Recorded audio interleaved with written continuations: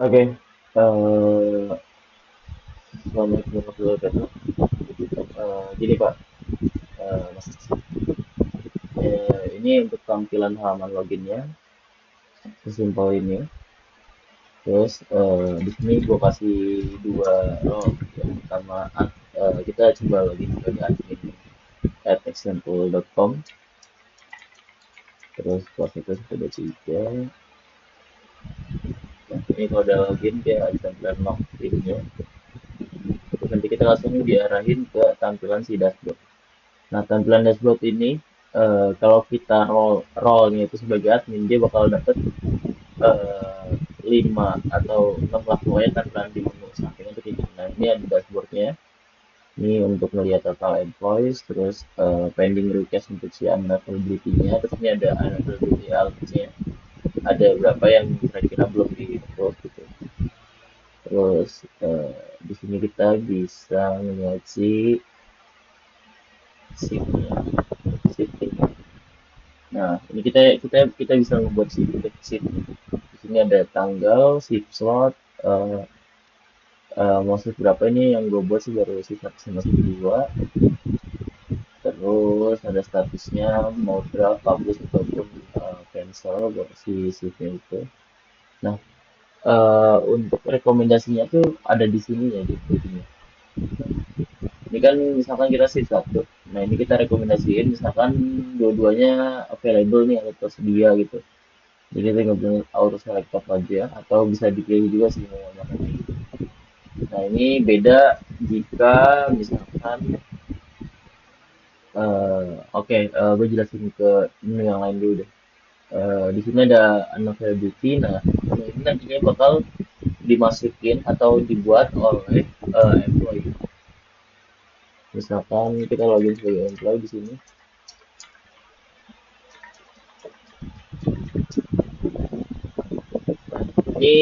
Ini menu, ini tampilan dashboard. Ketika kita login sebagai role-nya itu adalah employee atau karyawan. Di sini dia cuma ada shift. Nah, di sini dia cuma bisa lihat shift-nya dia doang. Terus sama mengajukan unavailability atau misalkan ada acara di hari apa dan tidak bisa mengambil shift di jam tersebut gitu. Ini kita bisa requestnya di sini. Nah, ini tinggal kita request doang, pilih tanggalnya, misalkan mau tanggal 30 Desember, shift, dia nggak bisa di shift 1, jadi alasannya dia mau tahun baruan sama temen, berarti shift 2, shift 2, nah dia mau tahun baruan sama temen. Nah, ini tinggal kita submit request aja. Nah, ketika submit request, dia otomatis di pending di tanggal 30 Desember ini. Nah, kalau udah kayak gitu, nanti adminnya bakal ngecek di sini. Di dashboard juga muncul sih harusnya. Ini coba kita dashboard. Nah, ini udah nomor 3 dia. Nah, terus di sini tuh tanggalnya discover. Ini pokoknya ada beberapa list karyawan yang mengajukan unavailability dan butuh untuk approval ataupun decline gitu. Mau ditolak atau mau di ACC gitu. Nah, terus ini untuk menu menu secara lengkapnya untuk kita melakukan approval sebagai admin. Nah, ini tadi yang kita tadi request nih yang ini di tanggal 30 Desember, employee 2 di shift 2. Nah, dia mau tahun baruan sama temen. Nah, kira-kira di sini kita eh, mau approve atau mau decline gitu. Misalkan di sini kita approve. Oke, approve. Nah, ketika ada di approve kayak gitu, ketika kita melakukan untuk membuat shift di tanggal tersebut dan di shift tersebut, nantinya bentar, kita simpan aja tanggal 30 misalkan terus di shift 2.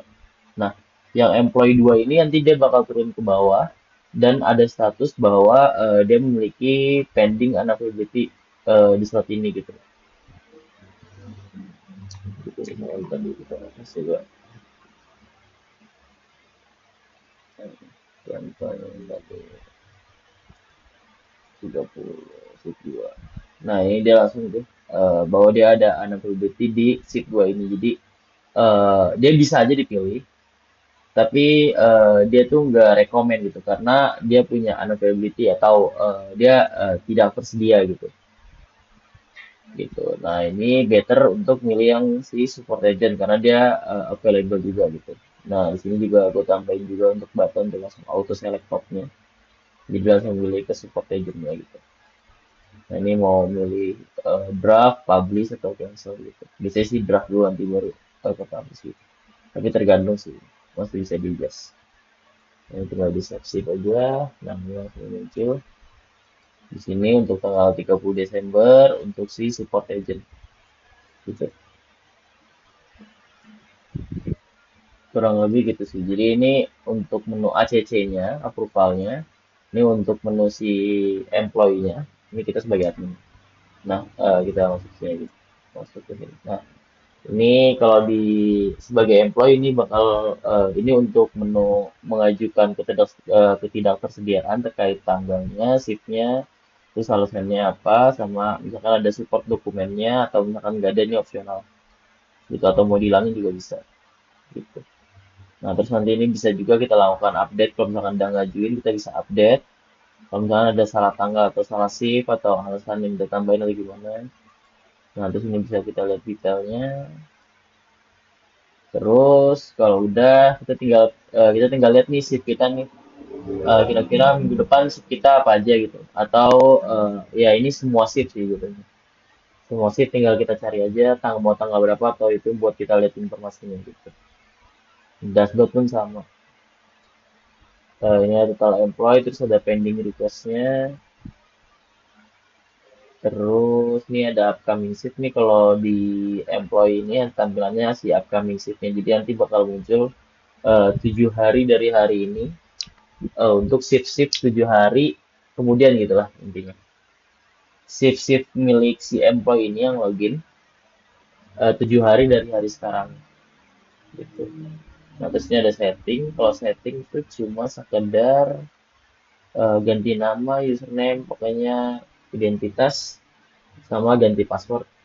Soalnya, oh iya, tambahan di sini ya, di admin. Nah, ini sebagai admin, jadi ketika ada karyawan baru, terus belum punya akun, nanti dia ngebuatinnya di sini dulu.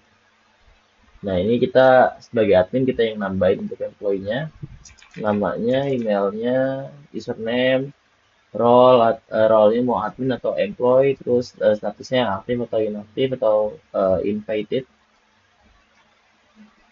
terus tipenya apa, mau full time, part time atau apa, terus skillnya dia punya apa aja, misalnya ngopi atau apa gitu lah skillnya dia. Dan dia nantinya dia passwordnya itu otomatis bakal 1234567 8 untuk defaultnya. Nanti makanya ketika dia udah login dia wajib untuk ganti password gitu sih. Untuk ganti password di situ. Oke, paling gitu doang sih. Kalau untuk secara kesimpulannya untuk aplikasinya, ini ada beberapa juga embed nih untuk update dan juga hapusnya. Sheet-nya juga sama, spreadsheet. Oh ya, ini kalau misalkan ada, ini misalkan kan di employee 2 ini dia sering ngambil di hari Senin, tanggal 10, 17, 24 sama tanggal 1 Desember tuh hari Senin semua. Jadi itu juga bisa kita masukin, itu juga dimasukin sebagai rekomend. Jadi kalau misalkan kita mau ngajuin tanggal 22, sorry, tanggal 22 dia ada label ya.